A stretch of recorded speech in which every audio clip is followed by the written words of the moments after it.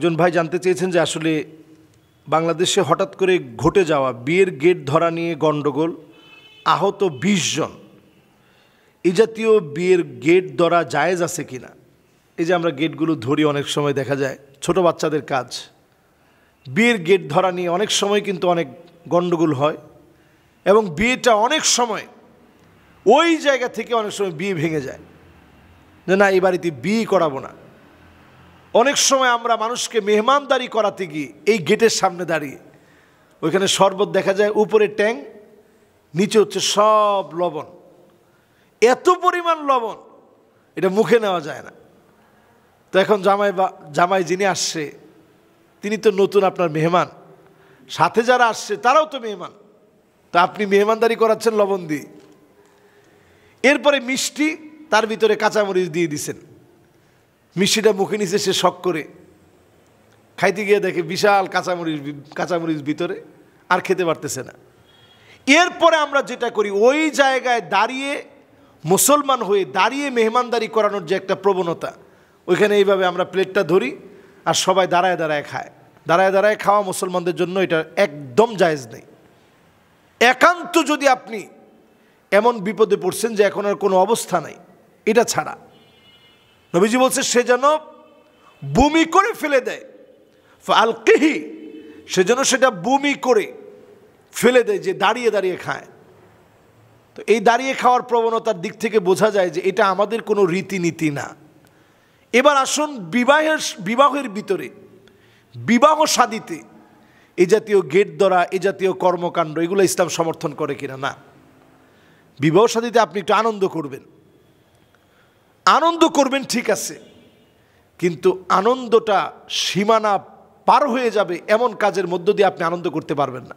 একটু দুলাভাই আসছে, রসিকতা করতেই পারেন, না দুলাভাই আপনারা যেতে দিব না, কিছু টাকা পয়সা দেন পরে দিব, বা উনিও ৫০০ টাকা দিল, ১০০০ টাকা দিল, ৫০০০ টাকা দিল, ১০০০০ টাকা দিল, আপনারা ভাগযোগ করে নিলেন। কিন্তু এইটার জন্য একেবারে মারামারির পর্যায়ে যাওয়া, অথবা না টাকা না দিলে আপনাদেরকে ঢুকতেই দিব না, এহেন কোনো কর্মকাণ্ড করা, এটা শরীয়ত সম্মত হতে পারে না। একটু দুষ্টামি করবেন, কিন্তু এই দুষ্টামি করার ক্ষেত্রেও আমরা যেটা দেখি, শরীয়তকে লঙ্ঘন করে কিছু মেয়েরা আসে, তাদের পরিচয় হচ্ছে তারা হচ্ছে শালি, এরা হচ্ছে জামাইয়ের শালি।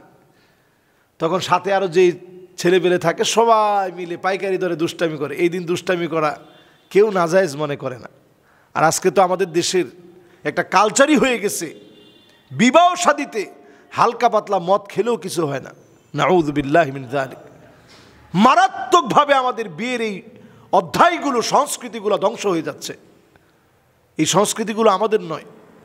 আমাদের বিবাহের সংস্কৃতি হচ্ছে আইসারুহা মাউনা, সহজ হবে বিবাহের পদ্ধতি। আপনি খেজুর ছিটায় দিবেন, লাফালাফি করে একজনে ৫টা নিবে, আরেকজনে ২টা নিবে, আরেকজনে ৩টা নিবে। এগুলো ছিল বিয়ের আনন্দ। বিয়ের আনন্দের ভিতরে অনেক রকম আনন্দ হতে পারে।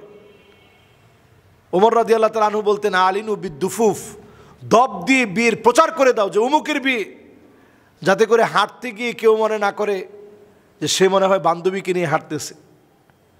এজন্য ওমর রাদিয়াল্লাহু তাআলা আনহু বলতেন, প্রচার করে দাও সে বিয়ে করছে, তার হালাল স্ত্রীকে নিয়ে সে যাচ্ছে। যদি প্রচার না করো বেত্রাঘাত করা হবে। গোপনে বিয়ের কোনো সিস্টেম নেই।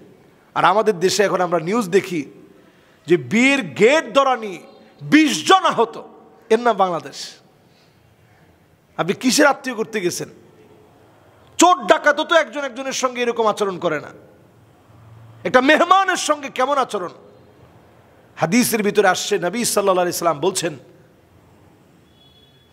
ওই লোকটা ইমানদার হতে পারে না, লা ইউমিনু আহাদুকুম, ওই লোকটা সত্যিকারের মুমিন হতে পারে না। যে ব্যক্তি মুমিন হবে, ফাল ইউকরিম দাইফাহু, সে ব্যক্তি তার মেহমানকে সম্মান করবে। ফাল ইউকরিম দাইফাহু, নবীজি সাল্লাল্লাহু আলাইহি সাল্লাম বলছেন, যদি তুমি নিজের মুমিন মনে করো, তুমি তোমার মেহমানকে সম্মান করতে শিখো। তো মেহমানকে যদি আপনি সম্মানই না করেন, আপনি তো মুমিনই হতে পারেননি। তো আপনি কেমনে মুসলমানদের একজন আরেকজনের সঙ্গে বিয়ে করবেন? বিয়ে যদি আপনি করতে চান মুমিন হিসেবে, তাহলে অবশ্যই ঈমানের পথ ধরে আপনাকে বিয়ে করতে হবে। নবী সাল্লাল্লাহু আলাইহি সাল্লাম বিয়েকে এত সহজ করছেন, একজন সাহাবী আসছেন নবীজির কাছে, ইয়া রাসূলুল্লাহ আমি বিয়ে করছি। রাসূল জিজ্ঞাসা করছেন বাকেরা না সাইয়েবা বিয়ে করছে, কুমারী না বিবাহিত? কইছে বিবাহিত নারীকে বিয়ে করছি। নবীজি বললেন আরে তুমি একটা বিবাহিত নারীকে বিয়ে করলা, ঠিক আছে অসুবিধা নাই, কিন্তু তারপরেও যদি তুমি কুমারী বিয়ে করতা, তুমি ইয়ং মানুষ, তাহলে সে তোমার সঙ্গে অনেক দুষ্টামি করতো, তুমিও দুষ্টামি করতা।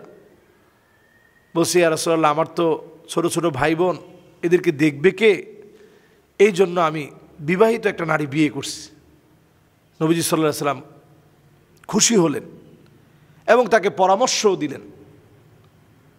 তো এটা বলার উদ্দেশ্য হচ্ছে এই, ইসলাম বিবাহকে সহজ করেছে। একজন এসে বলল নবী আমি একটু বিয়ে করতে চাই। তো বললো কি আছে তোমার? কইছে কিছুই নেই।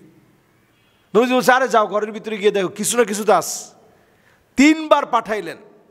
এরপরে নবীজি বলেন ওয়ালাউ বি হাদিদিন, একটা লোহার আংটিও কি নাই? থাকলে ওইটাই নিয়ে আসো, ওইটা মহারণা দিয়ে বিয়ে করো। কইছে ইয়া রাসূলুল্লাহ ওইটাও নাই। নবীজি মনটা দুর্বল হয়ে গেছে, বলছেন আমাকা আয়াতুল কুরসি, তুমি কি আয়াতুল কুরসি জানো? বলছে জানি। বলছে রুবুল কোরআন, এটা কোরআনের 7.5 পারার সমান, এটা তুমি মুখস্থ করায় দিও তোমার স্ত্রীর। সুবহানাল্লাহ বিহামদি। এইভাবে রাসূলুল্লাহ সাল্লাল্লাহু আলাইহি ওয়াসাল্লাম বললেন সূরা জিলজাল পারো? কইছে পারি।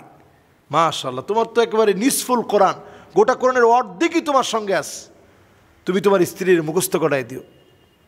দেখুন এখান থেকে মূল প্রতিপাদ্য বিষয় হচ্ছে বিবাহকে সহজ করা, বিবাহের পুরো আনুষ্ঠানিকতাকে আনন্দ ঘন করা, এটা ইসলাম আমাদেরকে শেখায়। কিন্তু অন ইসলামিক কালচার থেকে আমাদের দেশে হাওলাত করা যে কালচার ঢুকছে, বিয়ের মধ্যে হলুদ শাড়ি পরা, তারপরে পুরুষ নারী সব একে একাকার হইয়া একজন আরেকজনের গালের মধ্যে হলুদ ঢলে দেওয়া, এগুলো হারাম। এগুলো মিশ্রিত হওয়ার কারণে আপনার সন্তান মানুষ হয় না। ওইখান থেকে আপনি কেমনে আশা করেন সন্তান মানুষ হবে? বিবাহের প্রত্যেকটা আনুষ্ঠানিকতায় নাচ গান বাজনা হারাম। এবং আপনি তাকায় দেখেন গেট ধরার ভিতরে সব বেপর্দা নারীরা শালী পরিচয়ে এসে আমি খালাতো শালী, আমি ফুফাতো শালী, আমি মামাতো শালী, সব শালীরা দাঁড়াইছে। আপনি চিন্তা করেন এগুলো কেমনে সমর্থন করতে পারে একজন মুসলমানদের দেশে? কিভাবে এগুলোর ভিতরে বরকত আসতে পারে? এই জন্যই মারামারিগুলো হয়।